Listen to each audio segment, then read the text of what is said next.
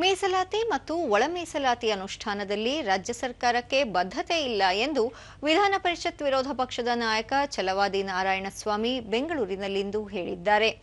ಒಳ ಮೀಸಲಾತಿ ಘೋಷಣೆ ಮಾಡುವ ಸಂದರ್ಭದಲ್ಲಿ ರಾಜ್ಯ ಸರ್ಕಾರ ಗೊಂದಲ ಸೃಷ್ಟಿಸಿದೆ. ಒಳ ಮೀಸಲಾತಿಯನ್ನು ಜಾರಿಗೆ ತರುವಲ್ಲಿ ಮೀನಾಮೇಷ ಎಣಿಸುತ್ತಿದೆ. ರಾಜ್ಯ ಸರ್ಕಾರದ ನಡೆ ವಿರುದ್ಧ ರಾಜ್ಯಾದ್ಯಂತ ಹೋರಾಟ ನಡೆಸಲಾಗುವುದು ಎಂದು ತಿಳಿಸಿದರು. ಬಿಜೆಪಿ ಸರ್ಕಾರದ ಅವಧಿಯಲ್ಲಿ ಬಸವರಾಜ ಬೊಮ್ಮಾಯಿ ಅವರು ಮುಖ್ಯಮಂತ್ರಿಯಾಗಿದ್ದ ಸಂದರ್ಭದಲ್ಲಿ ಪರಿಶಿಷ್ಟ ಜಾತಿ ವರ್ಗಗಳು ಹೋರಾಟ ಮಾಡುವುದನ್ನು ಗಮನಿಸಿ ಪರಿಶಿಷ್ಟ ಜಾತಿಗೆ 15% 17%, ಪರಿಶಿಷ್ಟ ಪಂಗಡಕ್ಕೆ 3% 7% ಸೇರಿದಂತೆ ಒಟ್ಟಾರೆ 25% ಮೀಸಲಾತಿ ನೀಡಲಾಗಿತ್ತು. ಅಂದು ವಿರೋಧ ಪಕ್ಷದವರ ಒಪ್ಪಿಗೆ ಪಡೆದೇ ಮೀಸಲಾತಿಯನ್ನು ಘೋಷಣೆ ಮಾಡಲಾಗಿತ್ತು.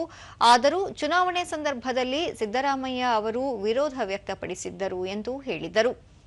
ಒಳ ಮೀಸಲಾತಿ ಜಾರಿ ವಿಷಯದಲ್ಲಿ ರಾಜ್ಯದ ಕಾಂಗ್ರೆಸ್ ಸರ್ಕಾರ ಪರಿಶಿಷ್ಟ ಸಮುದಾಯಗಳನ್ನು ದಾರಿ ತಪ್ಪಿಸುವ ಕೆಲಸ ಮಾಡುತ್ತಿದೆ. ಈ ಸಂಬಂಧ ರಾಜ್ಯ ಮತ್ತು ಕೇಂದ್ರ ನಾಯಕರೊಂದಿಗೆ ಚರ್ಚಿಸಿ ಜನಾಂದೋಲನದ ರೂಪುರೇಷೆ ಸಿದ್ಧಪಡಿಸಲಾಗುವುದು ಎಂದು ತಿಳಿಸಿದರು.